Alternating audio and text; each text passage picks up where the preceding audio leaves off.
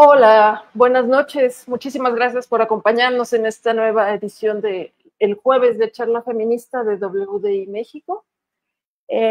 Hoy tenemos un programa especial. Vamos a hablar de feminidad, belleza y sadismo. Algunas de las voluntarias de WDI México: Adriana Buenrostro, Silvia Gurrola, Gisela Vargas, Mana Barca y yo.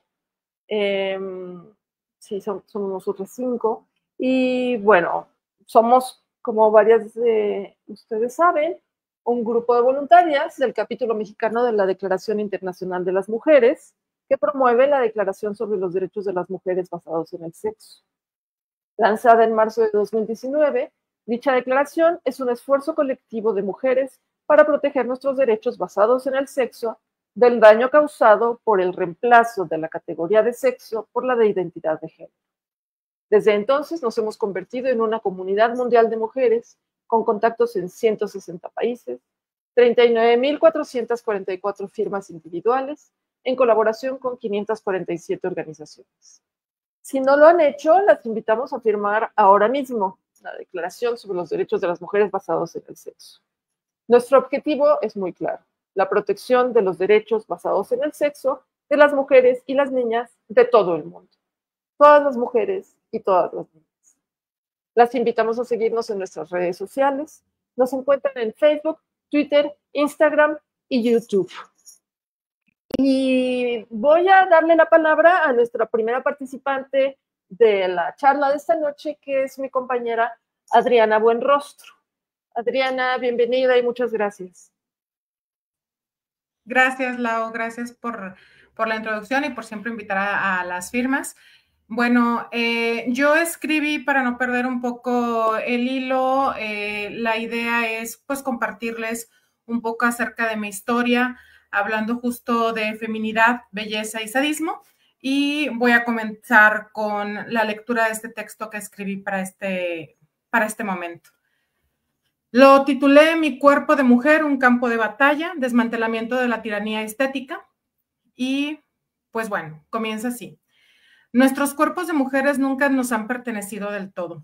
Desde que somos pequeñas se convierten en territorios dominados por expectativas machistas, mandatos familiares o exigencias sociales que se disfrazan de consejos amorosos. En una familia en donde la belleza de las mujeres no era un don gratuito, sino una obligación constante, un trabajo sin descanso, una deuda impagable, mi historia comienza así, seguramente como las de tantas otras. La belleza cuesta, me repetían mientras mi piel infantil se irritaba bajo el tul almidonado de vestidos que yo no elegí.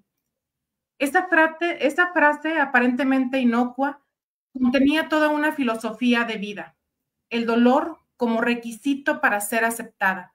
El sacrificio corporal como precio a pagar por el simple hecho de existir siendo mujer. No era solo una frase, era toda una metodología de programación. La comparación constante con mi hermana sobre nuestros cuerpos distintos que eran evaluados como si fueran productos en exhibición. Las disculpas por no haberme heredado la nariz bonita de los Velasco, la otra parte de mi familia. Las restricciones a mi alimentación, enemas con café o hierbas, o el darme medicamentos de dudosa procedencia para adelgazar a mis escasos 10 años. Todo esto fue conformando un mapa de inseguridades sobre mi propio cuerpo. El mensaje era claro y brutal en su simplicidad. Mi cuerpo natural era defectuoso y requería corrección permanente. Lo más perverso de este sistema es que se transmite de generación en generación bajo el disfraz del amor y la protección. Mi abuela, seguramente repitiendo lo que le enseñaron a ella, me entregó como el mejor consejo de vida una receta para la servidumbre. Levantarme horas antes que mi futuro marido para estar presentable, como si mi rostro natural fuera una ofensa, como si mi valor residiera exclusivamente en mi capacidad para resultar agradable a la mirada masculina. El patriarcado es astuto. Nos hace creer que estos rituales de modificación corporal son actos de autocuidado, cuando en realidad son prácticas de autovigilancia. Nos convence de que la belleza es un capital que debemos administrar sabiamente para no perder valor en el mercado del reconocimiento social. La transición de la familia a la vida adulta y profesional no me trajo liberación, sino nuevas formas de control. Como representante de una empresa ante clientes de alto nivel y en espacios políticos, descubrí que mi cuerpo seguía sin pertenecerme. En estos círculos, el estatus de las mujeres se mide en marcas y estilos. No importa qué tanto digas o lo que digas, sino cómo luces mientras lo dices. La paradoja es cruel. Debemos parecer naturalmente hermosas mediante procedimientos profundamente artificiales, costosos y a menudo dolorosos. Cuando llegué a los 40, ya tenía conocimiento de este ultimátum social para nosotras las mujeres. Ya es el momento de someterse a procedimientos cada vez más invasivos para retrasar las marcas de la edad o aceptar la invisibilidad. Caí en la trampa. Primero fue el microblading de cejas, que es un procedimiento que a través de navajas muy delgadas con tinta se hacen pequeños cortes en la ceja para darle forma y dejarle color. Y el tatuaje de los ojos, el delineado en la parte de arriba y en la parte de abajo. Al hacer esto, buscaba yo liberarme de la obligación diaria de maquillarme, de evitar los constantes recordatorios amorosos de mi madre y pues de paso pues aprovechar para ganarme unos minutos para mí al evitar maquillarme porque ya lo traería tatuado.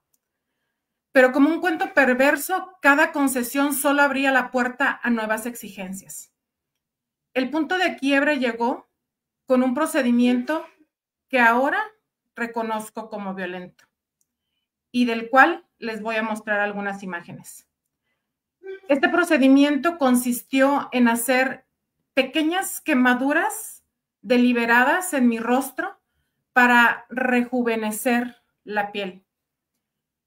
Entré a este procedimiento buscando solucionar de cierta manera una inquietud sobre un señalamiento que hacían constantemente sobre las bolsitas debajo de los ojos.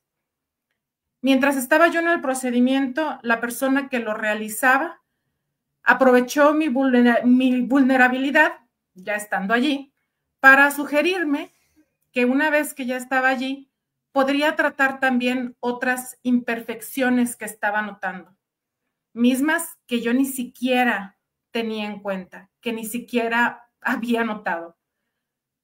Salí del lugar con medio rostro quemado, con un dolor insoportable y con la pregunta que debía haberme hecho mucho antes. ¿Era realmente necesario someterme a tanto daño en la búsqueda de un ideal absurdo?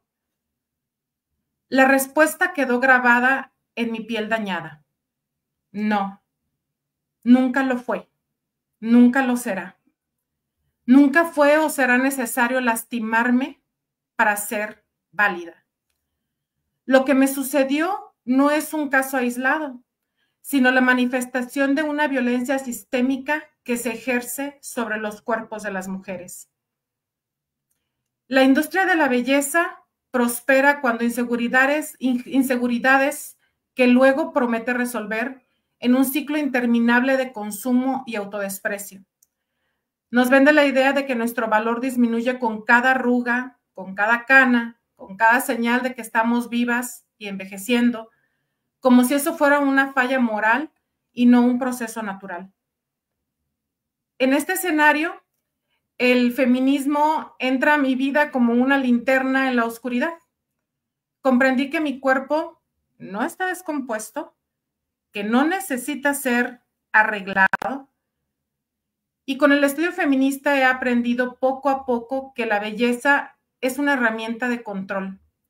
El cuerpo de una mujer, para ser perfecto, según el canon, es un cuerpo dócil que ha aprendido a priorizar la validación machista sobre su propia comodidad, placer o autonomía. Una mujer preocupada por sus quemaduras cosméticas o la cantidad justa de maquillaje difícilmente está haciendo una revolución. La liberación de nuestros cuerpos es un proceso, no un evento. Incluso después de años de lecturas feministas y conversaciones liberadoras con mujeres maravillosas y muy sabias, sigo luchando contra la programación de toda una vida. Hay días en los que me siento fea o fuera de lugar, y cuando no cumplo con los mandatos estéticos, realmente me duele o me preocupa. La diferencia es que ahora reconozco esos pensamientos como imposiciones externas, no como verdades sobre mí misma. Mis pequeñas revoluciones cotidianas, como negarme a usar maquillaje cuando no quiero, elegir calzado cómodo, usar bermudas en lugar de leggings cuando hago ejercicio, pueden parecer un poco triviales, pero son actos de resistencia en un mundo que espera nuestra sumisión. Acudir al gimnasio buscando salud y no buscando ponerme buena, pues también representa un cambio de paradigma. El diálogo con otras mujeres ha sido fundamental en todo este proceso. Compartir experiencias nos permite reconocer patrones, desnaturalizar lo que nos han presentado como inevitable. Y cada vez que una mujer dice no a un mandato machista, abre una grieta en el sistema y crea un espacio de posibilidad para otras. El feminismo, en última instancia, no me ha salvado de todo de la herida, pero sí me ha dado herramientas para cuestionar y resistir, para entender que tengo derecho a ser sin lastimarme, que tengo derecho a desobedecer el mandato machista que me niega y finalmente a redirigir esa energía hacia mí, hacia un amor a mi cuerpo real, no hacia la fantasía imposible del canon.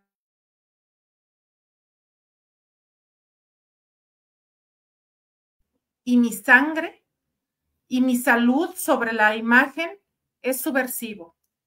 Y cada vez que una mujer decide que basta de dolor, que basta de arreglo, que basta de rituales humillantes, abre una puerta para que otras entren, sin miedo, sin vergüenza, hacia una nueva forma más libre de habitarnos. Quizá mi mayor revolución sea esta, habitarme en mis términos, con dignidad y sin pedir permiso. Esa es mi participación.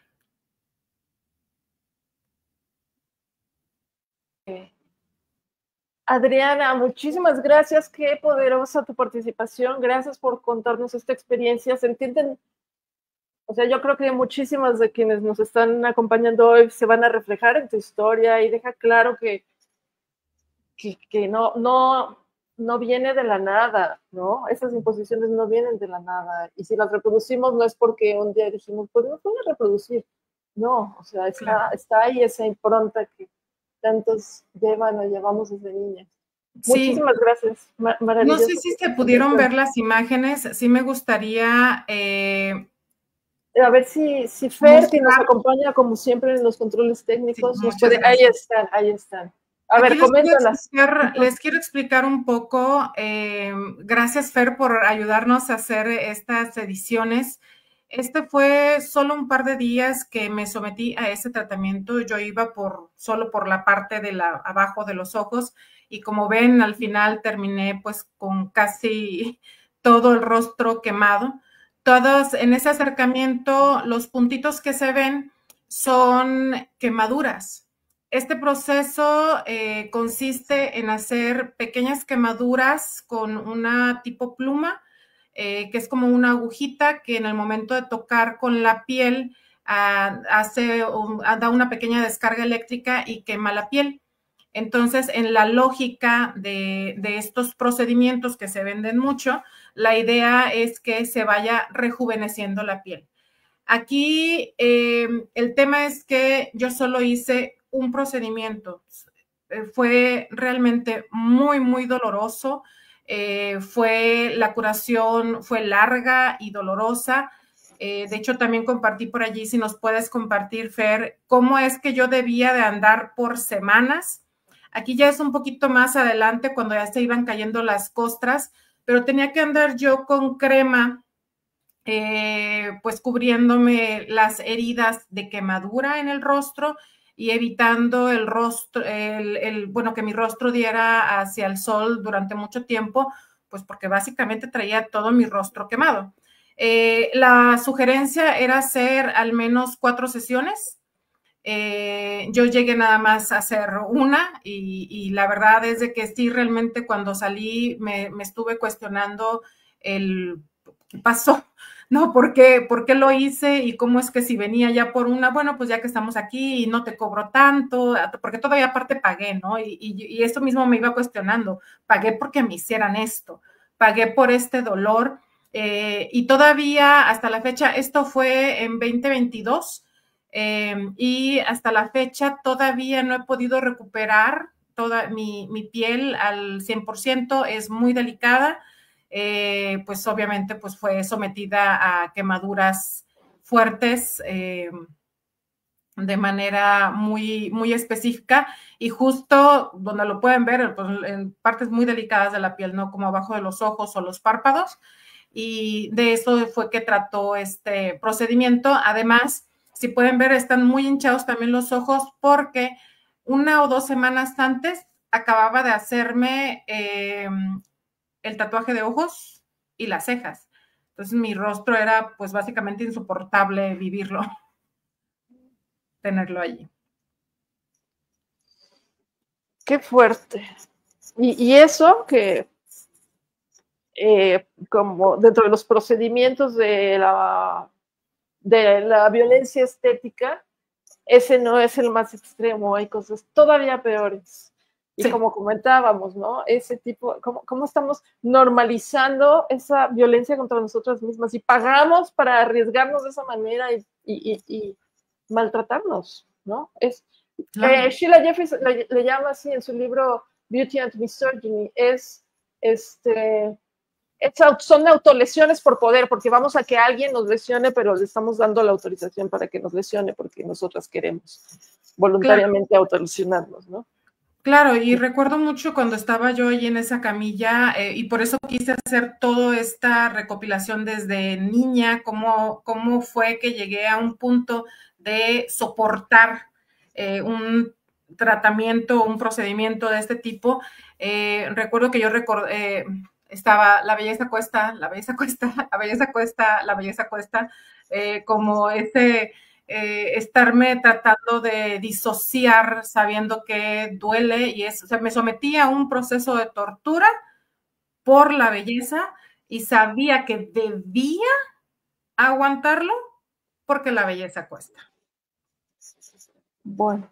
Qué bueno que diste el paso a la reflexión y al cuestionamiento de tus propias prácticas. Digo, te tocó hacerlo de una manera muy brutal, ¿no? Enfrentarte de esa manera brutal, esa manera de haberte, ¿no? Pues esas heridas en tu rostro.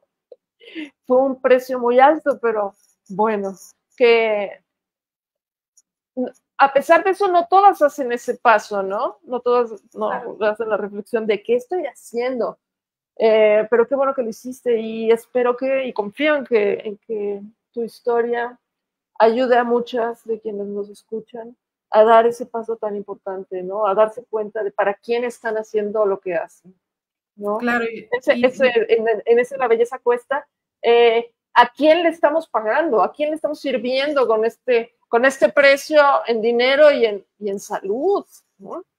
Claro, porque aparte era un hombre el que hacía el proceso. No, hombre. Oh, no, porque todavía, como para agregarle una cerecita al pastel y nada más para cerrar, todo este procedimiento, y lo hemos hablado mucho en nuestras charlas, es la compañía de hablarnos entre mujeres, donde nos comprendemos, donde realmente nos escuchamos. Es importantísimo irnos a tomar un café con la amiga, a tener reuniones con amigas, a tener algún círculo de lectura para entre nosotras mismas escucharnos. Y por eso hice yo al final, el feminismo llega como la linterna, y me han caído muchos 20 y creo que tú has sido una de las testigas más pues cercanas a que, oye, sí es cierto, pero puedo decir que no, ¿no? A estas alturas del camino, y el apoyo con la validación y el acompañamiento y la información de otras mujeres es lo que me ha llevado a, en ese momento, decir, oye, esto está muy loco, o sea, no. Y cierro con eso. Sí, no, buenísimo. Muchas gracias, Adriana. Bueno, y ahora, si la conexión de Silvia Gurrola está bien, pasamos a su participación. Ah, qué bueno, Silvia, hola. Bienvenida, gracias por estar aquí. Y nos vas a hablar de los mandatos de la belleza en unos sitios un poco alejados de nuestra experiencia directa, pero no por eso libres de la imposición patriarcal. Te dejo la palabra y cuéntanos qué. Muchas gracias y gracias a todos por la oportunidad de compartir esto. Y mientras estábamos escuchando a Adriana, recordaba como algunas de las cosas que les voy a compartir a ustedes, como dices tú, de tierras sumamente lejanas, de comunidades que a veces se juzgan como muy primitivas. En realidad, cuando yo compartí algunas de las cosas que suceden en México, que tal vez no es la regla, pero sí llegamos a saber casos como el del albur, ¿no? El corrido del albur, donde el marido apuesta a la mujer, la pierde y la asesina, la dispara para que quien gana a esa mujer en esa partida, pues no vaya a quedarse con ella. Entonces la asesina por el celo, ¿no? Y siempre viéndola como si fuera parte de su propiedad, ese objeto de su propiedad. Y cuando yo les compartía esto, no en Mozambique, porque les voy a hablar de Mozambique, pero lo compartía yo en Zambia, ellos me decían, pero qué brutal, o sea, qué brutal. Y efectivamente, hay cosas que no cambian tanto en el fondo, más bien, cambian en la forma, pero el fondo es el mismo. El considerar a la mujer un objeto a servicio, en este caso del varón. Y efectivamente les voy a hablar sobre Mozambique, que fue un lugar donde yo trabajé pues más de 8 años en diferentes periodos, pero la primera vez que llegué allá fue en el 2004, no es cierto, en 1994, y yo estaba muy impactada por un artículo que leí en La Jornada sobre la ablación, y quienes no la conocen así, se le llama también la mutilación genital femenina, y yo supuse que tal vez me iba a encontrar con ese tipo de prácticas en Mozambique, y no fue el caso. Me encontré con otro tipo de prácticas, algunas de ellas también brutales.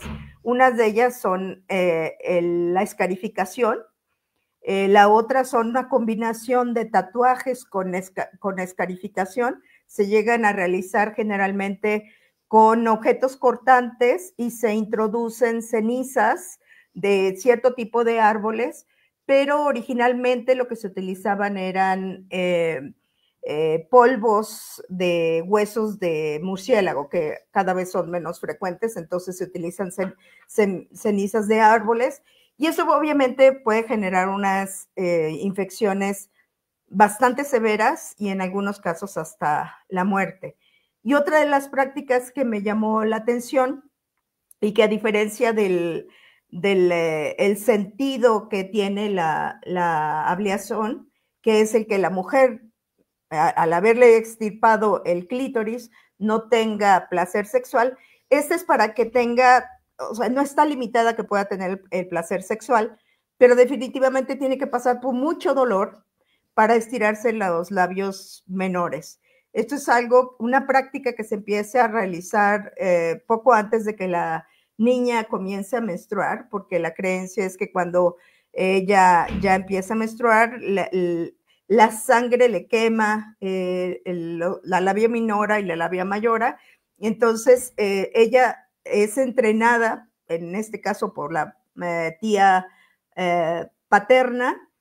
Si no existiera tal, pues entonces puede ser una partera, alguna vecina, pero generalmente es la tía paterna quien la lleva a que aprenda a estirarse esos labios, al grado de que en algunos casos pueden estirarlo hasta 25 o 30 centímetros.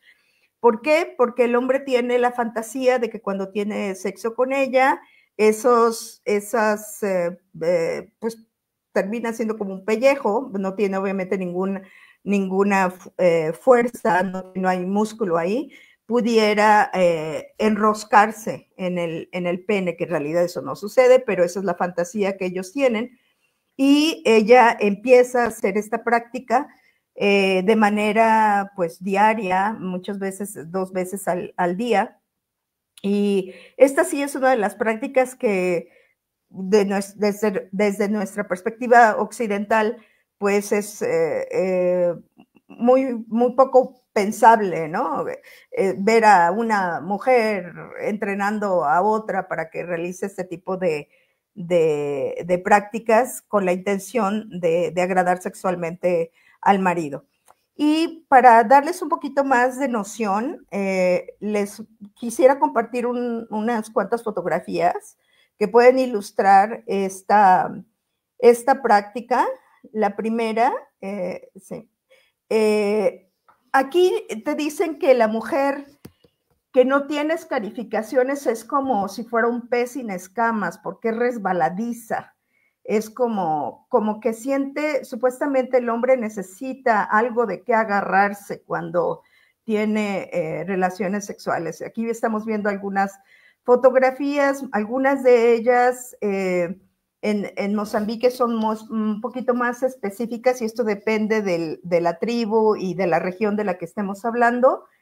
Pero en general se llegan a realizar en hombros, en la parte, digamos, de las costillas por la parte de atrás, para que justamente él se pueda agarrar, y tienen connotaciones, muchas de ellas de belleza, pero otras son sumamente sexuales. Tal vez podemos ver la siguiente. Esto es una de las prácticas muy comunes, sobre todo en el norte, un poquito en el centro del país. Y aquí se está realizando los cortes con una navaja de rasurar que nosotros conoceríamos. Y por el hecho de ser, si estuviera más o menos afilada, probablemente menos dolorosa, pero en algunos casos lo que se utiliza son vidrios cortados, o sea, una botella con que se escogen los vidrios que estén filosos, o bien se pueden utilizar también pedazos de lata que pueden cortar con alguna navaja o algún cuchillo, y eso es lo que se puede utilizar para hacer los cortes. Aquí pudiera ser lo más común es el corte nada más, pero en algunos casos, como les decía, se pueden insertar cenizas para que también quede el color en los cortes. Algunas de las, ¿podemos ver la siguiente? Los cortes pueden tener diferentes formas geométricas y algunas de ellas pueden, si vemos la siguiente,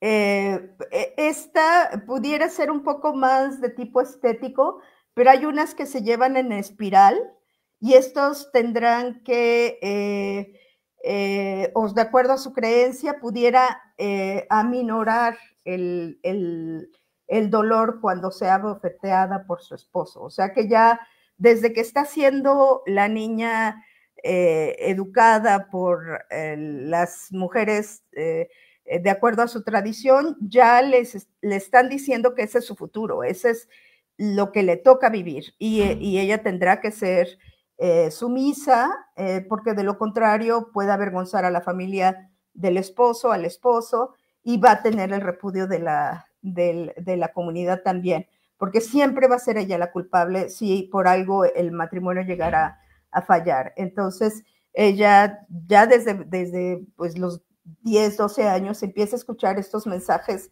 de que tiene que ser sumisa para el marido. El siguiente. Estos tatuajes, si lo pueden ver en la parte del pecho, es lo más común que se puede realizar también en la entrepierna y en los glúteos, que sirven, como decía, para que el hombre no se resbale cuando tenga sexo con ella. Y algo similar se puede hacer en el vientre, pero eso ya tiene una connotación diferente y se supone que le da elasticidad a la piel, el vientre durante el embarazo. Entonces, bueno, estas son apenas unas de las muestras de lo que se realiza cada vez, afortunadamente, menos en el país, cada vez menos en las ciudades. Sin embargo, quienes las practican, las defienden bajo el pretexto de que son usos y costumbres y que tienen que ser respetados. Pero de acuerdo a los derechos humanos, sabemos que hay prioridades en los derechos humanos y el derecho a usos y costumbres no prevalece por encima del de la vida, porque aquí se puede arriesgar la vida, o el derecho a la salud. Entonces, no puede ser un argumento el tratar de respetarlos y obviamente quien tiene el interés de que esto se prevalezca, pues son varones que tienen la intención de contener o es una forma de alguna manera también de marcar a sus propias mujeres, ¿no? Y la otra cosa que quería comentar es el hecho de que en algún momento que yo presenté este tipo de prácticas en una conferencia en Estados Unidos, apareció alguien de Zimbabue y me dijo, es que tú no comprendes porque vienes de fuera, pero estas son cosas muy hermosas, etcétera. Y entonces me doy cuenta de cómo las mujeres normalizamos esto, tal y como nos lo compartía esta Adriana, lo normalizamos, lo justificamos y las mujeres mismas lo practican. ¿Y por qué lo practican? Uno, porque pueden estar imitando la violencia patriarcal en la que se viven, en la que hemos vivido muchos de los pueblos a lo largo de muchos años, pero también porque las mujeres que no se sometieron vivieron castigos brutales si no se sometían. Entonces, a lo largo de las generaciones, pues terminaron por ajustarse por el miedo, como lo hicieron en la Inquisición, etcétera. Entonces era tan brutal que terminaron por solapar y adherirse a esas prácticas. E insisto, afortunadamente algunas de ellas son cada vez menos frecuentes.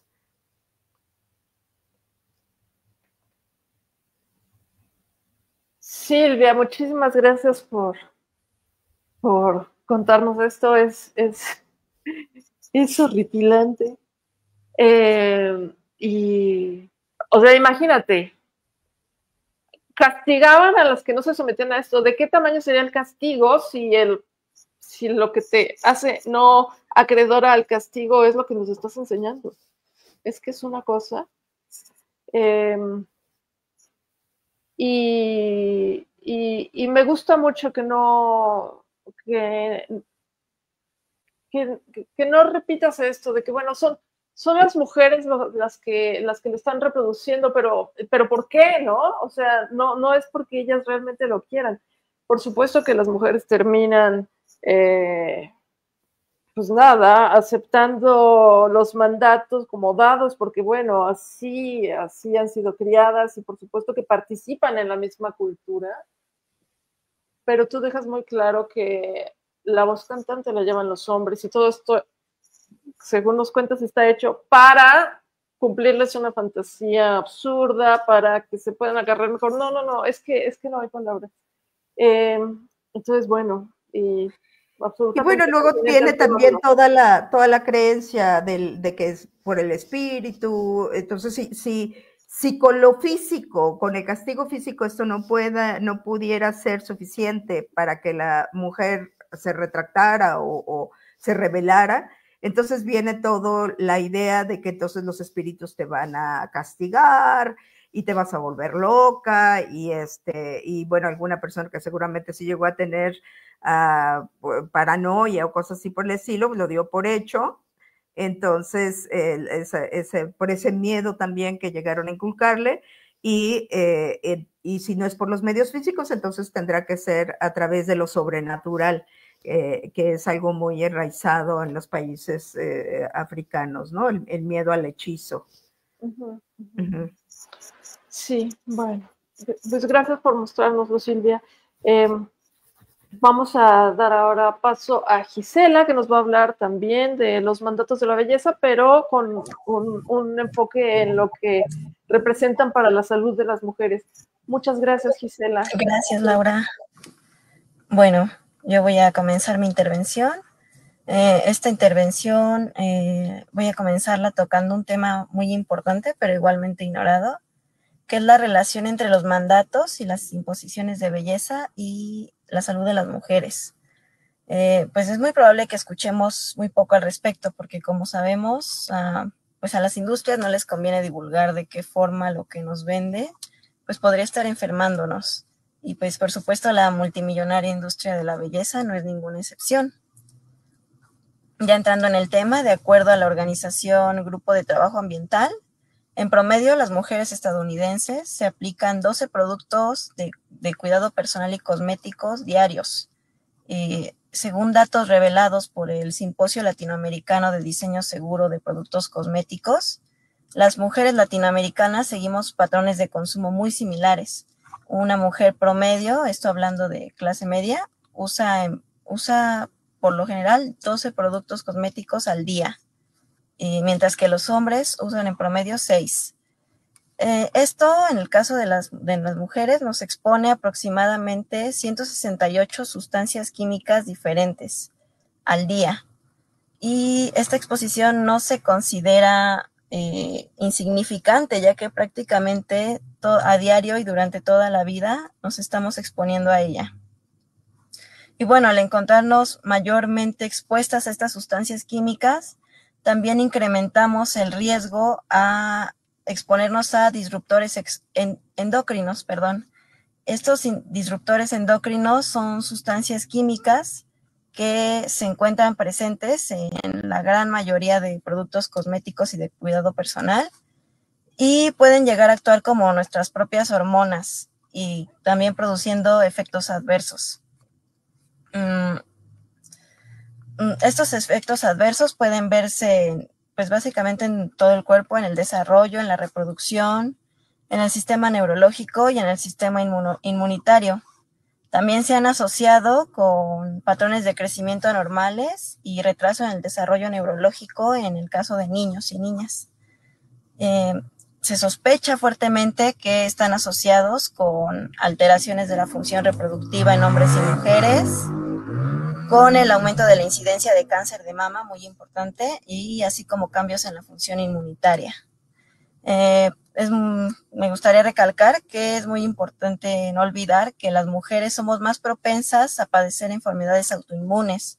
Se estima que hasta el 80% de las personas con enfermedades autoinmunes somos las mujeres. Y si a eso le sumamos, pues justo que estamos expuestas de forma indefinida a estas sustancias que también interfieren con nuestro sistema inmune normal, pues podríamos estar añadiendo un factor de riesgo más que puede contribuir a la presentación de determinadas enfermedades.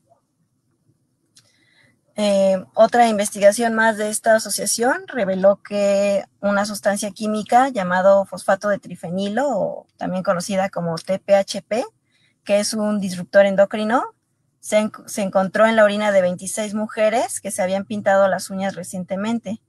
Y bueno, los investigadores al analizar la orina de todas estas mujeres, le encontraron este disruptor básicamente en todas las participantes. Pues estos hallazgos tienen, bueno, en otros estudios anteriores se ha visto que este disruptor endocrino causa irregularidades reproductivas y del desarrollo, como ya les había comentado anteriormente. Y estos hallazgos son particularmente serios para todas las pues niños, preadolescentes y adolescentes que se encuentran todavía en desarrollo. Se han asociado estos disruptores hormonales con pubertad precoz, con problemas de desarrollo neurológico y también con obesidad. Por otro lado, un estudio de la Organización Defensa Ambiental analizó 49 productos de maquillaje en busca de metales pesados. Los metales pesados que buscaban eran arsénico, cadmio, plomo y mercurio, berilio, níquel, selenio y talio. Los resultados de su estudio demostraron que 7 de los 8 metales pesados que buscaban se encontraron en los maquillajes estudiados. Y en promedio, los productos contenían 2 de los metales pesados que clasificaron ellos como más preocupantes y 4 de los metales pesados que consideraron como un poco menos preocupantes, pero aún así todos tienen implicaciones importantes en la salud. Como grupo, los metales pesados se acumulan en el tiempo, en realidad su efecto es más acumulativo y se sabe que están asociados con muchos problemas de salud, desde cáncer, trastornos reproductivos, trastornos del desarrollo, problemas neurológicos, pérdida de memoria, cambios de humor, trastornos nerviosos. Básicamente interfieren con todo el sistema, todo el cuerpo. Pueden llegar a causar dolores de cabeza, vómitos, náuseas, diarrea, daño pulmonar, dermatitis por contacto, cabello quebradizo y caída del pelo. Y también se sospecha que los metales pesados pueden llegar a actuar como disruptores endocrinos y también como toxinas respiratorias. Es importante, bueno, quisiera recalcar que este estudio se hizo en maquillaje que se encuentra como en el mercado formal, que podemos encontrar como en tiendas de conveniencia o incluso como de alta gama. En el caso de los cosméticos falsificados, que es muy común que los encontremos aquí en México, el riesgo de encontrar cosméticos con una alta carga de disruptores endocrinos y una mayor probabilidad de contaminación por metales pesados y por bacterias es mucho más grande. Y quisiera señalar que aquí la COFEPRIS, que es la comisión encargada de protegernos contra riesgos sanitarios, en México no exige una autorización sanitaria para el caso de cosméticos. Solamente realizan como verificaciones en la cadena de distribución para revisar que los productos sean regulares, que cumplan con las disposiciones y las normas, pero todo esto dentro del mercado formal, digamos, todo la informalidad o todos estos productos falsificados, podríamos decir, no, pues quedan como en el limbo de las normas, entonces riesgo muy grande para todo aquel que consume ese tipo de productos. Bueno, a propósito de todos estos riesgos a la salud que implican los numerosos procedimientos y rituales de belleza, el otro día, hace pocos días, entré a Twitter, bueno, ahora ya X, y me encuentro una publicación viral de una chica que publica que lleva años rasurando su zona genital y que como consecuencia incluso ha llegado a tener abscesos, de acuerdo a esto a su propio testimonio. ¿Y qué es lo que responden las demás mujeres que ante esta publicación?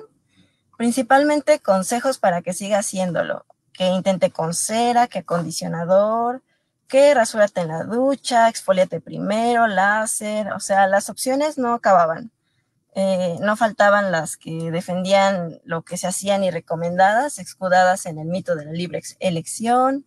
También un comentario que me sorprendió mucho fue que incluso llegaban a comentar que era completamente normal. Y yo me quedé impactada. Y muy pocas llegaron a comentar como pues lo más sano y lo más razonable, ¿no? Que podría ser, que sería dejar de hacer pues aquello que te lastima tanto. Y me sorprende cómo a este nivel nos han colado las imposiciones de belleza y los límites son cada vez más difusos, los límites se dibujan, incluso algunas veces no hay un límite, ni siquiera cuando nuestra salud y nuestra vida se ven comprometidas, ni siquiera en ese punto se piensa en parar. Y pues yo ante esto me pregunto, pues qué tan mal estamos y qué tanto daño nos ha hecho el patriarcado, como siempre en alianza con el capitalismo, para llevarnos a aceptar y fomentar nuestra opresión, esta opresión que violenta nuestros cuerpos y ocupa y vacía nuestras mentes también. Todo muy edulcorado y disfrazado, como siempre, de libre elección. Pues claro, es más cómodo pues distraernos pensando en ahorrar para comprar la última línea de labiales que sacó la última influencer, que quizá pensar la precariedad laboral que nos inunda, la brecha salarial, que no tengo contrato, todo ese tipo de cosas que vivimos comúnmente las mujeres. Y bueno, para cerrar mi intervención, yo quiero proponerles comenzar el ejercicio de autocuestionamiento sobre qué tanto disfrutamos los rituales de belleza, qué tanto realmente nos gusta, si verdaderamente nos gusta, ¿de dónde surge este deseo? ¿Desde qué edad el mundo y la sociedad nos ha dicho directa o indirectamente que debíamos agradar a través de la belleza? Muchas veces ni siquiera hemos nacido y ya le están diciendo a nuestra mamá, seguro va a ser una niña muy bonita. Desde ahí ya estamos recibiendo esos mandatos, esas imposiciones de belleza y ni siquiera hemos nacido. Después nacemos y ¿qué pasa? A nosotras nos decoran con lacitos, con moñitos, pincitas, que para que nos veamos bonitas. Nos marcan las orejas cuando ni siquiera hemos llegado a ser conscientes de muchísimas cosas. ¿Y cómo? ¿Para qué? Simplemente para ponernos adornos, porque pues nuestra función, bueno, pues nuestro propósito es como adornar, ¿no? Gustar al ojo ajeno.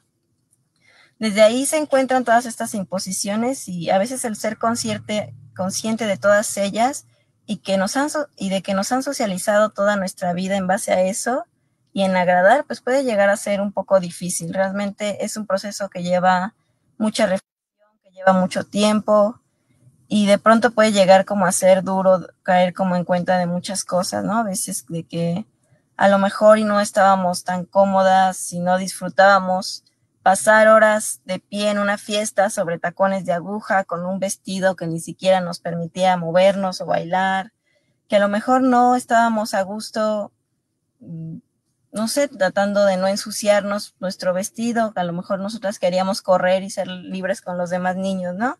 Y ahí estaban siempre esas imposiciones de belleza.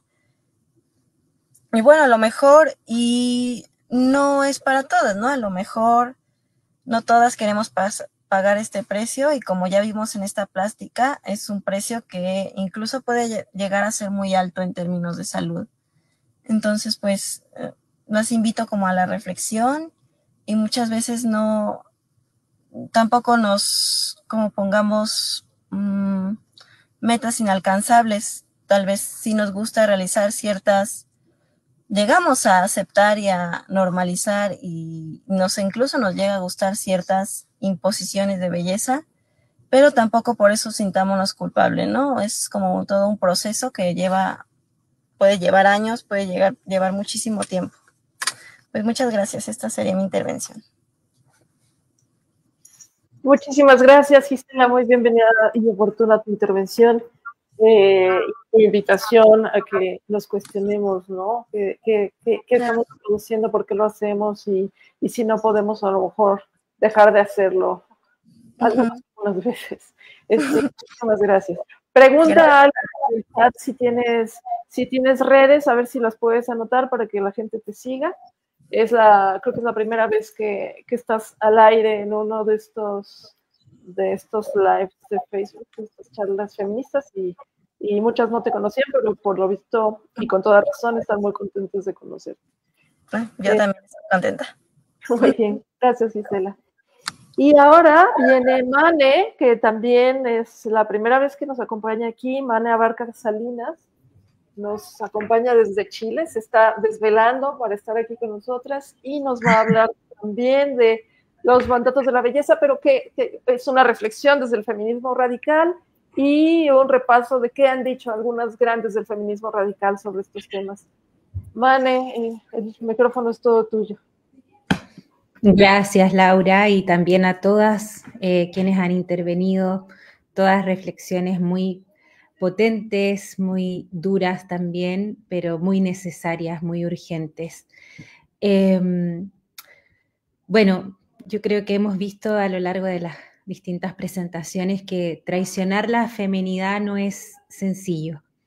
Es rebelarnos ante estructuras de siglos, es cuestionarnos, tensionar nuestras vidas íntimas, privadas, desde la autoconciencia feminista, como recién nos invitaba Gisela.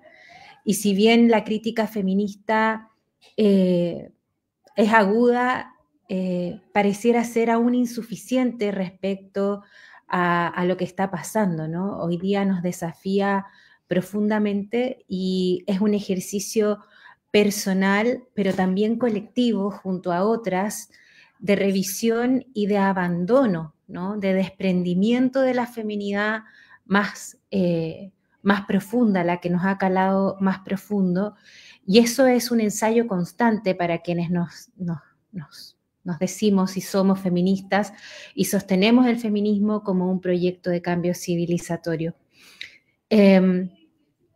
El sistema de control que sostiene y obliga a los mandatos de los estándares estéticos de belleza es misoginia, ¿no? Y por eso el título también de este encuentro.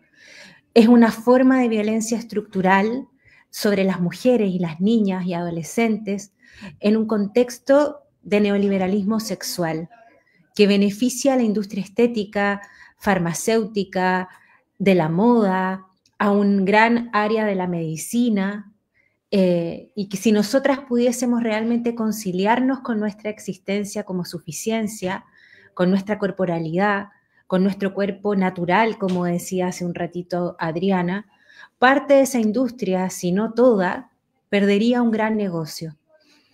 Vivimos en un contexto de falsa libertad de elección y eso implica revisar nuestros deseos, entendiendo que los deseos son o están signados por esta cultura vigente y por lo tanto eso es un eje del ensayo de una vida feminista, ¿no? De revisarlo todo.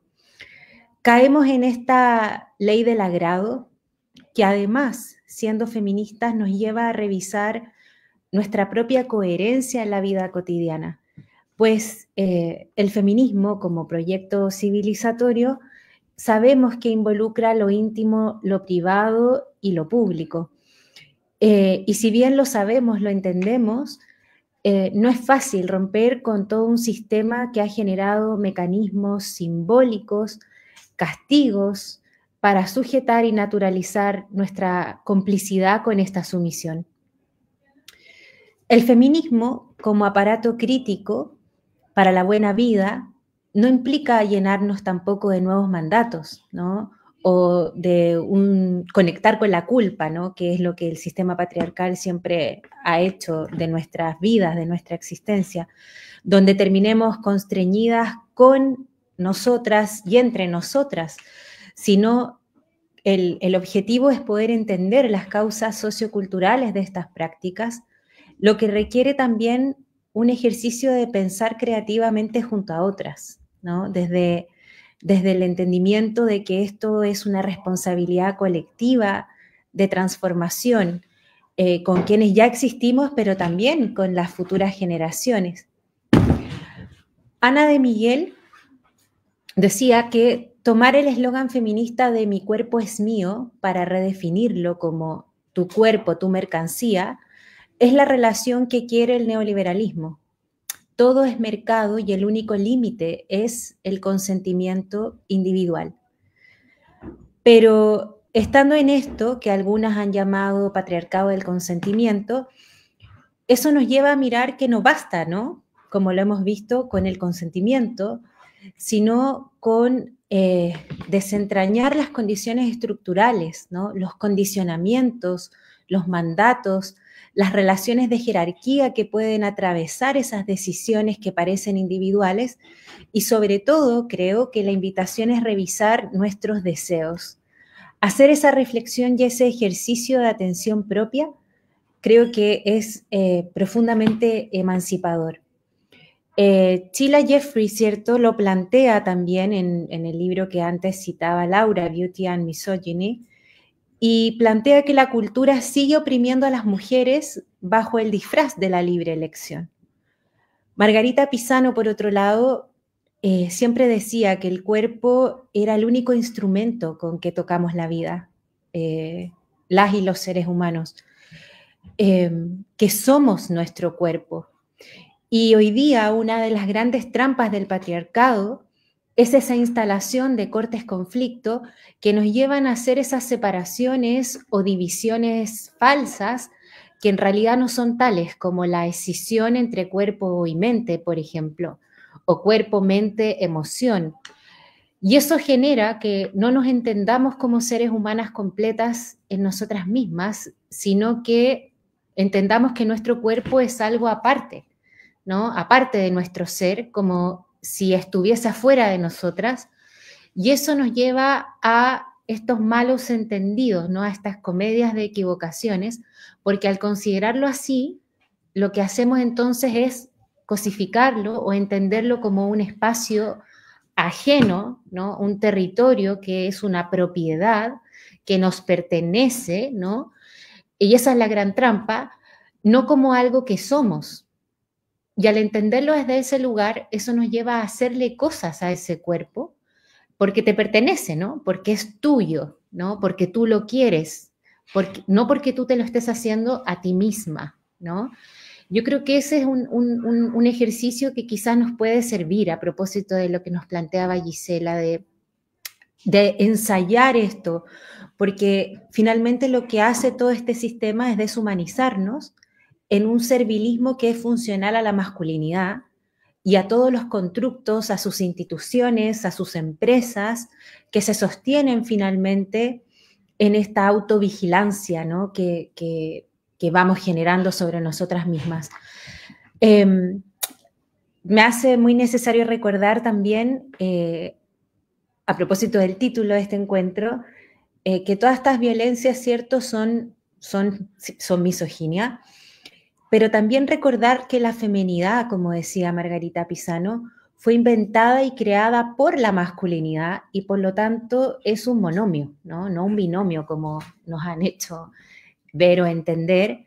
Y eso significa que la feminidad es un espacio estanco para nosotras, un espacio de inmovilidad, un espacio que nos deja sin posibilidad de emancipación y de rebeldía. Por lo tanto, el ejercicio de traicionar esta feminidad o desprendernos de ella es profundamente transformador y es una acción cotidiana. Esto me parece que cobra aún más relevancia en el contexto en que estamos, ¿no? Como dice Alicia Millares, un contexto de poshumanismo o transhumanismo, donde estamos naturalizando un modelo de sociedad que nos lleva a creer que las personas podemos mejorar nuestro ser, especialmente nuestra corporalidad, si es que no nos gusta o no nos parece o no nos calza con los estereotipos y las expectativas externas, a través de la genética, a través de tecnologías, a través de fármacos, de inteligencia artificial, desde una falsa idea de empoderamiento que finalmente se termina traduciendo en una falsa agencia que termina dándole continuidad a la subordinación de nosotras, las mujeres. Estas prácticas que ya han descrito quienes han presentado, además de ser costosas, demandan tiempo vital, ¿no? Tiempo que se vuelve cada vez más escaso y a la vez, ¿no es cierto?, se socializan muchas veces estas prácticas como supuestos avances científicos para nosotras. cuando aún siquiera, y lo sabemos, ¿no?, se hacen ensayos clínicos para enfermedades o situaciones de salud que realmente nos aquejan, como todas esas enfermedades crónicas que señalaba Gisela, y que viven muchísimas mujeres en el mundo. A cambio, ¿qué tenemos? Sistemas que obligan a dietas, fajas, tratamientos cosméticos estéticos, cirugías que se sostienen en nuestra propia insatisfacción y donde se lucra a través de nuestras necesidades y de estos deseos que no son nuestros y que promueven prácticas nocivas para nuestra salud. Se venden como transgresores productos que se basan en la sujeción al gusto y a la mirada de los varones y que implican muchas veces automutilación real, ¿no?, plastías y toda una industria de mutilación estética. Chila lo señala también en su libro que en las últimas décadas la brutalidad de estas prácticas ha aumentado, ¿no? La ruptura de la piel, el derrame de sangre, la amputación, la modificación de partes del cuerpo, como los implantes mamarios, la liposucción, recortes de labios vaginales, perforaciones extremas, estas llamadas cirugías íntimas, femeninas, para mejorar, todo esto en comillas, ¿no? No es lo que yo creo, para la apariencia, ¿no? Y se venden como procedimientos constructivos, reconstructivos o funcionales que terminan siendo labioplastías, vaginoplastías o procedimientos del llamado rejuvenecimiento, ¿no?, vaginal, o la himenoplastía, que son prácticas que se han vuelto cada vez más severas y que ameritan nuestra atención y nuestra desnormalización. Entender estas prácticas que sostienen nuestra subordinación y que restringen nuestra real libertad, que nos restan tiempo, espacio y comodidad para habitar la buena vida, es muy importante. Es urgente que hoy día nos planteemos frente a esto de manera activa, porque se están reponiendo estas prácticas con nuevos ropajes y nuevos mensajes que lo que buscan es seguir profundizando este estatus de inferioridad para las mujeres, y que sigamos habitando la vida de forma incómoda, ¿no?, de forma naturalizada de esta manera en lo público, lo que nos permite, o lo que nos impide más bien, una vida pública en condiciones de dignidad y de autoridad, ¿no? Por lo tanto, es clave entender que la imposición de estas prácticas es totalmente perjudicial, muchas veces tortuosa, y se esconden a través de códigos, de mensajes, de belleza, de moda, de publicidad, que además se han visto profundizadas con la cultura pornográfica, ¿no? Y que además se instalan cada vez más desde temprana edad, ¿no? Las niñas hoy día interiorizan prácticas como el skincare, por ejemplo, que aparentemente es inofensivo, una práctica de autocuidado, pero que comparte la misma raíz de dominación, aunque se establezca como válido, ¿no?, desde este relativismo cultural que termina justificando tradiciones que ya sabemos han sido diseñadas y sostenidas por y para la masculinidad. La industria de la belleza, entonces, es una maquinaria de opresión y así debemos entenderla. Se sostienen estas prácticas culturales nocivas y más allá, ¿no es cierto?, de si hay o no hay elección detrás de las mismas, que ese es un debate en sí mismo, lo importante es entender que son prácticas culturales, prácticas que se imponen culturalmente desde la primera socialización y donde se nos educa para considerar lo normal, obligatorio e incluso para desearlo. Para cerrar, sé que ya estamos en el tiempo, me gustaría leerles brevemente una carta del libro Julia, quiero que seas feliz, de Margarita Pisano, que me parece viene muy bien para este encuentro y me gustaría compartirles esta lectura. 8 de marzo. Julia, ¿cómo vuelven a subirte a los tacos y a transparencias y a desnudeces? ¿Cómo vuelven a ponerle a tu cuerpo amarras para transformarlo en consumo? Vuelven y vuelven a instalarlo en la vitrina, mientras tú vuelves y vuelves, igual que tu abuela y tu bisabuela, a trabajar todos los días como siempre lo has hecho, con las ropas acomodadas a tu cuerpo, al trabajo de la tierra. ¿Cómo quieren subirte a sus uniformes de guerra, a su sistema, siempre a medias, como siempre, y a los de gala, que aunque no los tengas, no los puedas comprar, solo imitar, te los instalan en el cuerpo y todo sigue igual malamente? Julia, no te subas nunca a los uniformes de gala ni a los del Banco Mundial. No me traiciones.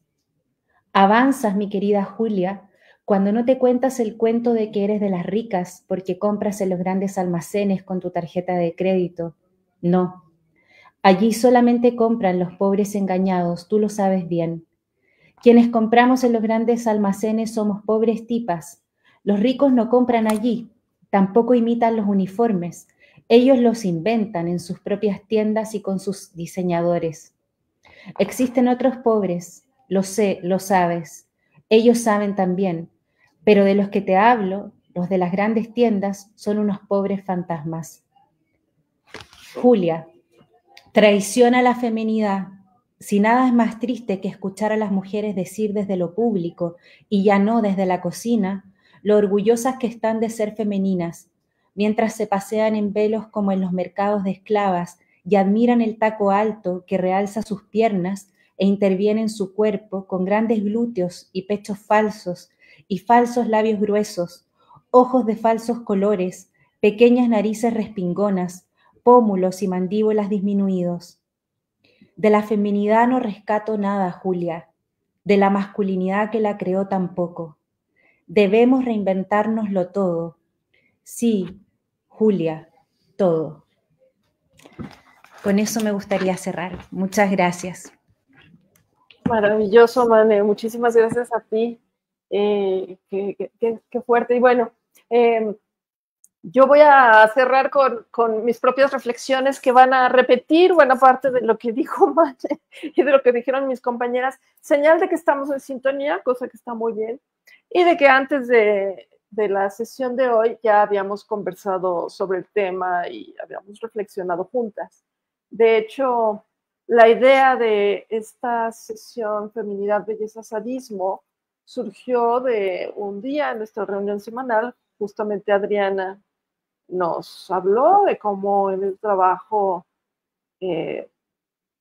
básicamente maquillarse no es opción. Y bueno, en fin, nos quedamos pensando cómo algunas mujeres feministas también reproducimos esos mandatos de belleza, esos mandatos de feminidad, a pesar de nuestro feminismo, ¿no? Entonces se nos ocurrió que sería oportuno una reflexión así.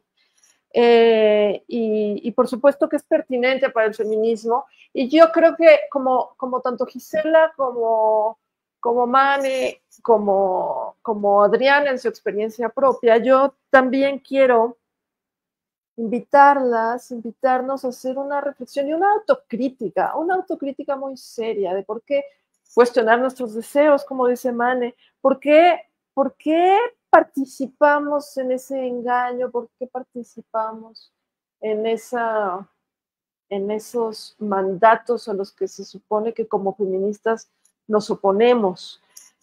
Creo que hay también mucha sensibilidad entre nosotras, ¿no? Y no queremos que nos critiquen, ¿no? No sé, incluso entre muchas feministas radicales hay esta idea de que el feminismo es poder hacer lo que quieras. Y no es poder hacer lo que queramos. El feminismo exige, como dice Mane, me encantaron varias de sus frases, traicionar la feminidad no es sencillo, pero hay que hacerlo. Tenemos que traicionar la feminidad si queremos ser congruentes como feministas. Y esto significa, ni modo, cuestionar cosas que hacemos y que nos hemos llegado a convencer de que nos gustan y por eso las hacemos. De hecho, ya leí en los comentarios a alguien que no sé qué tan consciente sea de esto, pero encuentro en su comentario, no sé, un dejo de esta idea de que ser feministas es hacer lo que queramos sin que nadie nos critique. No, tenemos que criticar. Hay muchas cosas que las feministas tenemos que criticar de esta cultura y criticarnos a nosotras cuando nos descubrimos participando activamente en ello, y cuando muchas veces sí tenemos la opción. Bueno, siempre todas tenemos clarísimo que la masculinidad es tóxica, como dicen. Las masculinidades tóxicas, bueno, no son plurales y la masculinidad es tóxica de por sí. No hay la masculinidad no tóxica, es tóxica. Pero no dejemos que esto nos haga olvidar que la feminidad también es muy tóxica.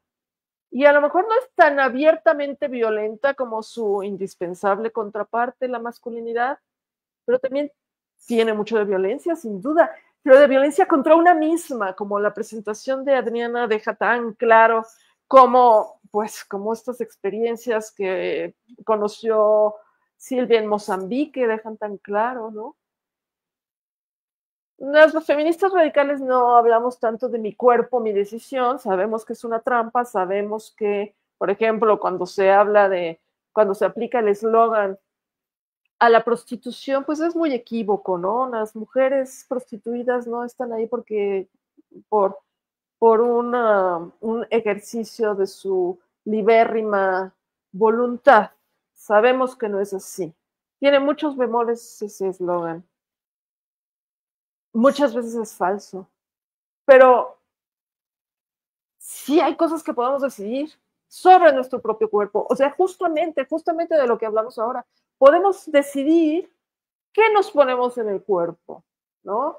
Pero claro, nos han educado, como la historia de Adriana cuenta, ¿no? Con unas ideas que nos han quedado grabadas a fuego en el cuerpo y en el alma, digámoslo así, ¿no? Entonces sí, es difícil romper, desprendernos de la feminidad, traicionar la feminidad, sí. Pero, o sea, ¿hasta qué punto es nuestra decisión y hasta qué punto no? Yo creo que eso es lo que tenemos que verdaderamente pensar y cuestionarnos, hacer un examen de conciencia a fondo, ¿no? Pues sí, una va a la tienda de ropa o de maquillaje y escoge, ¿no? Me llevo el pantalón verde o azul, me llevo el pantalón o la falda, me llevo el pantalón cómodo o el pantalón apretado, me llevo las bermudas o los leggings, ¿no? Ahí tenemos como a ver, en ese momento, o sea, sí, hay que ver qué nos lleva a sentir que es una libre elección lo que estamos haciendo, pero también a darnos cuenta de que sí hay un margen importante, ¿no? La mujer que se pone una blusa escotada, bueno, sí, la compré en la tienda y dice, la uso porque me gusta, pero ¿a qué estás respondiendo? ¿A qué deseos estás respondiendo? ¿De dónde salen tus deseos? ¿Por qué escogemos lo que escogemos? ¿Qué criterios ponemos por encima de la comodidad? ¿Por qué en lugar del zapato cómodo, el zapato de tacón? ¿Para quién nos vestimos? ¿Para quién nos ponemos uñas de gel? La mujer que hizo tacones de aguja, ¿lo hace para ella? O sea, ¿ella quiere esa incomodidad en los pies, esos callos?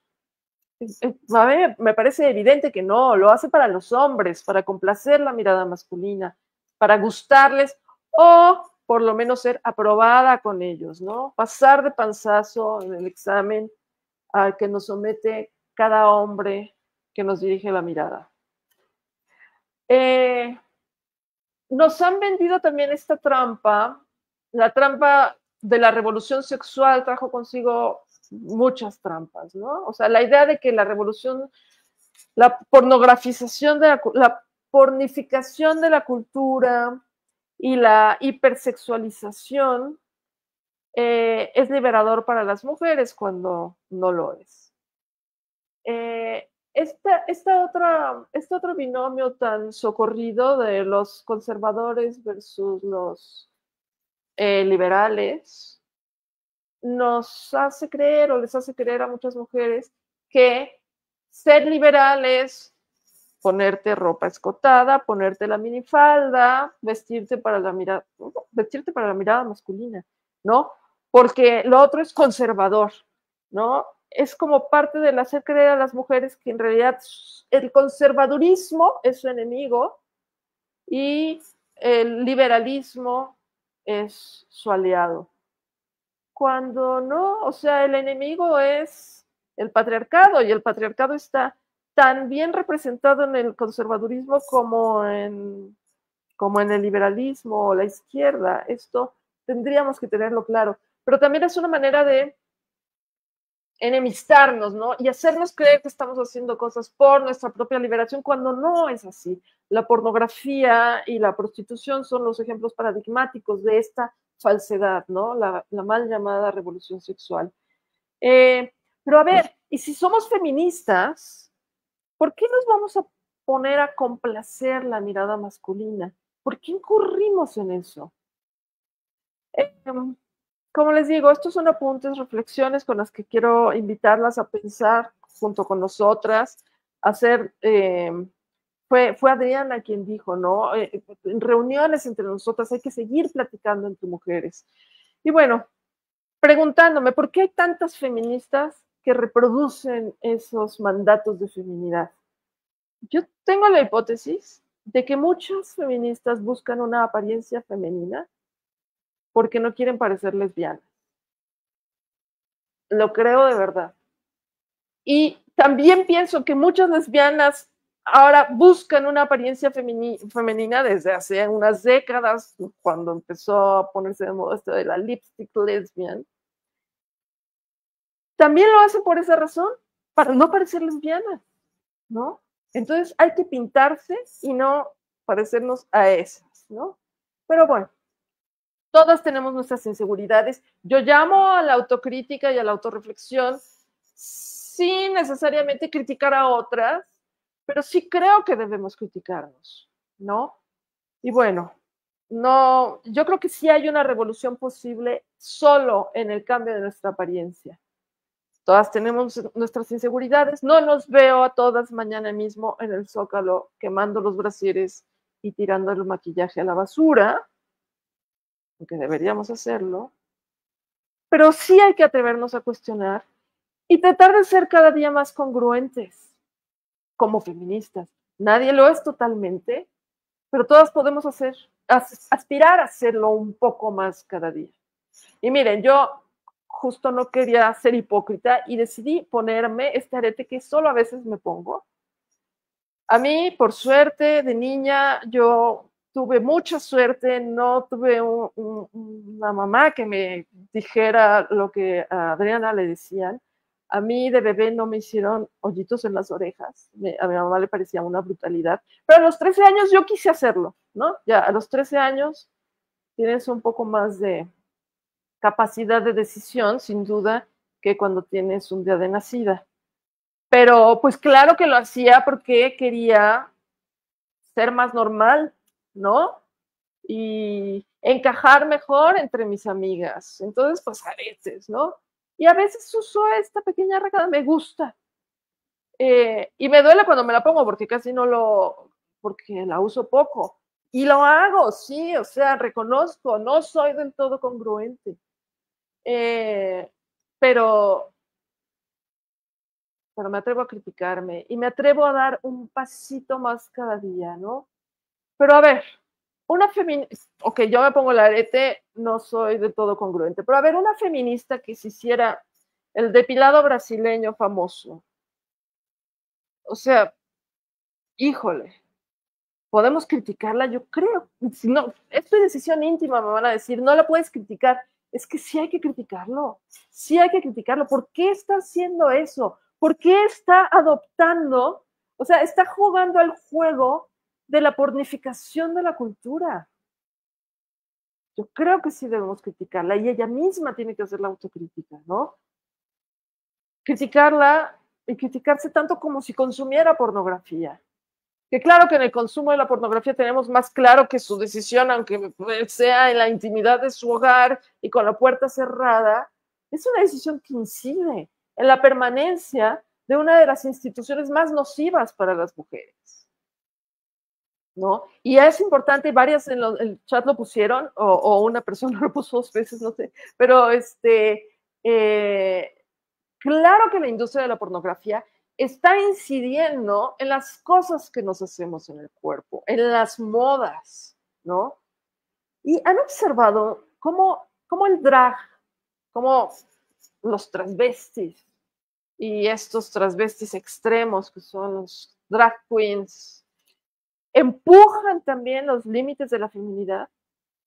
Yo veo a veces mujeres tan maquilladas que parece que quieren competir con ellos, ¿no?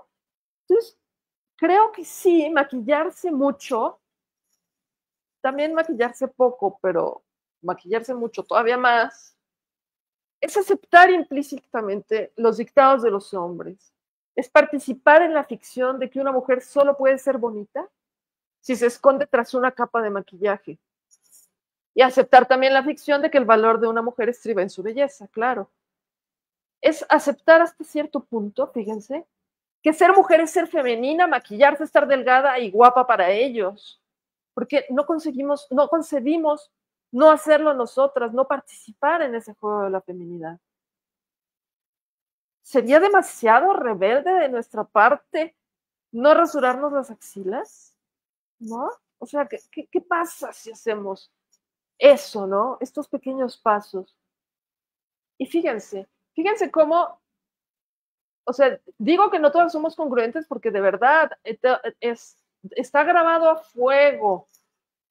Y para el patriarcado, todas las mujeres nacimos en el cuerpo equivocado. Todas tenemos que hacernos algo en el cuerpo para ser aceptables. Cada vez que una mujer se maquilla, está obedeciendo ciertos dictados. Tiene opción, a veces no, porque ahí en el trabajo le dicen te tienes que maquillar, porque si no se maquilla, pues no sé. A veces no hay opción, ¿no? Te van a ver feo, no te van a dar el aumento, qué sé yo. A veces no hay opción, pero muchas veces sí. Me acordaba, haciendo mis anotaciones para este final de nuestra charla, de la viuda de mi padre que pues, se dejó las canas, ¿no? Y ella se mueve en un círculo distinto del mío, sus amigas no necesariamente son feministas, entonces me contó que sus amigas cuando la ven con las canas dicen, qué bien te ves, qué bueno que te dejaste las canas, pero ellas no lo hacen, o sea, reconocen que ella se ve bien, pero no se atreven ellas a dejarse las canas, ahí van y se las pintan. ¿Por qué? A veces es más fuerte que nosotras, pero podemos tratar de impedir que sea tan fuerte, ¿no? Porque además, ¿por qué si queremos acabar con los estereotipos sexistas? Eso es lo que queremos hacer, lo que se dice abolir el género. Queremos acabar con los estereotipos sexistas y por supuesto con la violencia contra las mujeres y todo lo que eso implica. Pero esa violencia empieza en los estereotipos sexistas. Queremos acabar con ellos, pero nosotras mismas reproducimos algunos de ellos. Fíjense, en los 70s, muchas feministas dejaron de maquillarse y de usar brasier como forma de rebelión. Más recientemente, en Corea del Sur también, ¿recuerdan ese movimiento escapa del corsé de hace como 10 años que decían, ya no me voy a maquillar, me voy a cortar el pelo, ya no, nada de procedimientos quirúrgicos y pasar por el cirujano plástico, y había algo más, ¿no? Seguramente los tacones, ya usar ropa cómoda, ¿no? O sea, es una buena manera de rebelión, en realidad exige, sí, es difícil, pero se traduce en mucha mayor comodidad para nosotras, más tiempo para nosotras, ¿no? Recuerden, ¿quién fue de mis compañeras la que comentó el tiempo que se invierte en eso, el dinero que se invierte en eso, ¿no?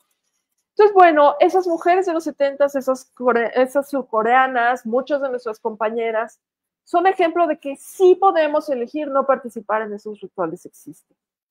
Por las niñas, por otras mujeres, por la congruencia feminista y por nosotras mismas. Es importante que nos atrevamos a hacer este examen de conciencia. Tenemos 5 minutos, Fer, ¿me da tiempo de leer algunos de los comentarios? Fer, ¿estás ahí? Muchas gracias, qué bueno. Gracias, bueno, no los voy a leer todos porque sí, a las 8:30 tenemos que irnos. Barrio Tivadita, primer sector, nos recuerda que, como dice Sheila Jeffries, las decisiones de belleza no empoderan a las mujeres. Miriam Salcedo, aquí hay este comentario, bueno, no sé cómo entenderlo, pero dices, soy paciente de gastroenterología y mi doctora me dijo que no podía usar las uñas largas porque son un foco potencial de bacterias dañinas. pues sí es cierto, lo que dice tu doctora es cierto, y si tienes problemas gástricos, pues, pues ahí está, ¿no? Pero luego dices, es bien fuerte cómo se me juzga por esto, vivo rodeada de comentarios de lo que debería hacer a pesar de que daño y tal. O sea, no sé si estás quejándote de lo que tu doctora te dice. Yo creo que en este caso, la verdad, creo que no es una crítica lo que dice tu doctora, te está diciendo algo que si quieres mejorar tu salud, pues puedes empezar por no llevar las uñas largas, porque en efecto se acumulan ahí bacterias y bueno, en fin, a lo mejor entendí mal tu comentario, pero sí quiero invitarte a preguntarte si usas uñas largas, ¿por qué lo haces? ¿Para qué? ¿No? Y todas las que se ponen gelish en las uñas, ya nos habló Gisela de los dañinos que son los productos, ¿por qué lo hacemos? ¿Para qué? Además, perdón, se ven horribles. Esa es mi modesta opinión, pero en fin. Bueno, Ana, mira, dice si nos reflejamos. Karina, la imposición de la belleza, alias la tortura estética para las mujeres, siempre se me ha hecho una manifestación más de cómo al patriarcado no le importa que suframos con tal de tenernos como el patriarcado quiere. Así es. Argelia Peña, esa imposición tiene a las mujeres diciendo igual a los demás. Sí, sí, claro. Además parecen mujeres como cortadas con la misma tijera, todas siguiendo la misma moda. Labios con relleno, pómulos sobresalientes, traseros descomunales y cinturas pequeñas, entre muchas otras modificaciones recientes. Quieren que cumplamos con el molde patriarcal de moda. Y el molde patriarcal de moda hoy en día, pues, se modela en la pornografía, ¿no? Y va empujando. Bueno, Romina Varela piensa que una forma es desde la relación personal que tenemos con nosotras mismas, conocer nuestros cuerpos y aceptarlos naturalmente como son. Sí, eso. Dice, pienso que eso da pie para poder realmente hacer uso de nuestra propia y limitada forma de decidir sin una incomodidad de inseguridad o del miedo al que dirán o a la influencia externa. Gracias a todas por sus comentarios. Ana Miriam, el común denominador en todo el planeta es agradar al hombre. Sí, basta ya de los usos y costumbres, sí. Bueno, Aileen, es simbólico que las marque la tía paterna, no tiene vínculo emocional con la niña, cero los intereses del futuro esposo. Este es un tema, sí, ¿cómo el vínculo es mucho más cercano cuando es la tía materna? Es una cosa rara. Vamos a platicar de eso, como el seguimiento de la charla de Kathleen sobre el papel de las abuelas, de que el 10 de mayo pusimos un post ahí que los invito a buscarlo, el 10 de mayo hablamos de las abuelas, y bueno, la abuela materna, sí, más que la abuela paterna. El velo sirve para cosificar y controlar la visibilidad y sexualidad de las mujeres en la cultura islámica. Por supuesto que hay culturas en las que desobedecer los mandatos es mucho más caro. Es mucho más caro. En la exposición de Silvia lo vimos. O sea, si no haces esto, que es horroroso, pues te va a ir todavía peor para hacer algo todavía más horroroso. Hay castigos.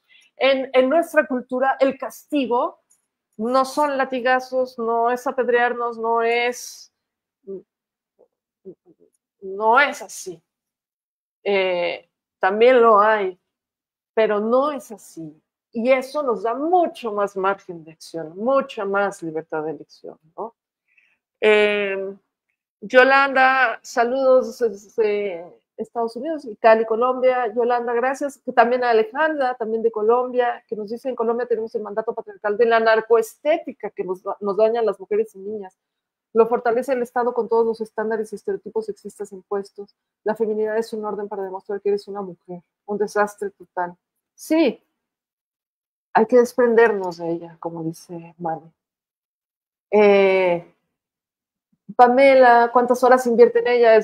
Tú fuiste la que hizo el comentario del dinero. Sí, sacrificando horas de sueño para hacer toda esa rutina de belleza, skincare, hasta la inversión de dinero que se hace en todos esos productos y lo que conlleva a nuestra salud.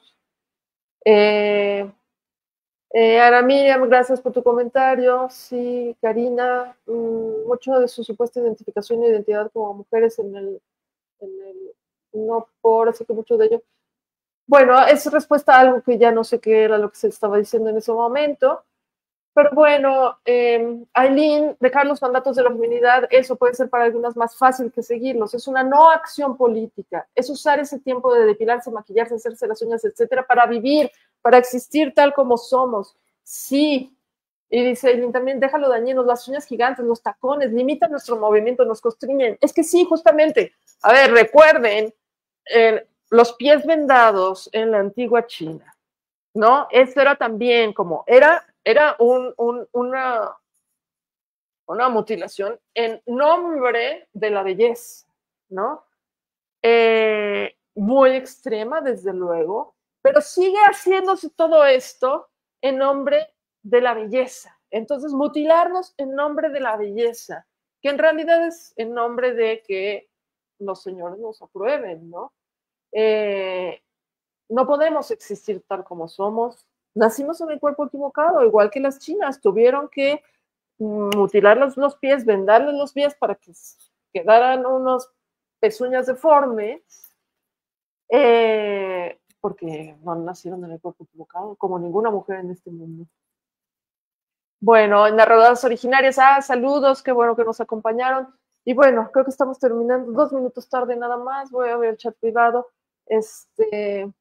Mane, sí, Mane lo puso en ese chat, pero quiero leerla. Una cita de Andrea Dworkin nos pone: en la pornografía, esta fetichización del cuerpo femenino, su sexualización y deshumanización es siempre concreta y específica. Nunca es abstracta y conceptual. Ok, bueno, pues sí, muchísimas gracias a mis compañeras. Adriana por contarnos su historia personal, a Silvia por contarnos lo que vio allá en Mozambique. En otro momento seguramente habrá más que contar, vamos a pensar en otra charla dedicada a todo lo que observó en ese tiempo y al trabajo que hacía. A Gisela, que nos habló del daño a la salud que nos hace seguir estos mandatos. A Mane, que nos quiere exhortar a desprendernos de la feminidad, como tantos feministas radicales nos exhortan a hacer. Y a Fer, detrás de los controles técnicos, y a mis demás compañeras de WDI, que siempre nos apoyan. Vamos a sacar después algunas publicaciones relacionadas con esta charla, porque yo creo que en lo que dijeron mis compañeras hay mucho material, mucho contenido que valdría la pena seguir divulgando.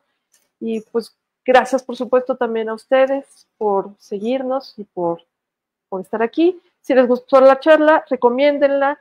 Recuerden, si no han firmado la declaración, firmarla, invitar a sus amigas. Y como despedida, las invito, repito la invitación que hizo Adriana: platiquen con sus amigas, reúnanse con sus amigas y cuestiónense entre ustedes, entre amigas, con dulzura, amabilidad y cariño, por supuesto, pero sí hay que hacer unos cuestionamientos muy fuertes sobre cómo nosotras mismas, feministas, estamos reproduciendo algo en contra de lo cual estamos, ¿no? Y bueno, pues hasta la próxima. Gracias.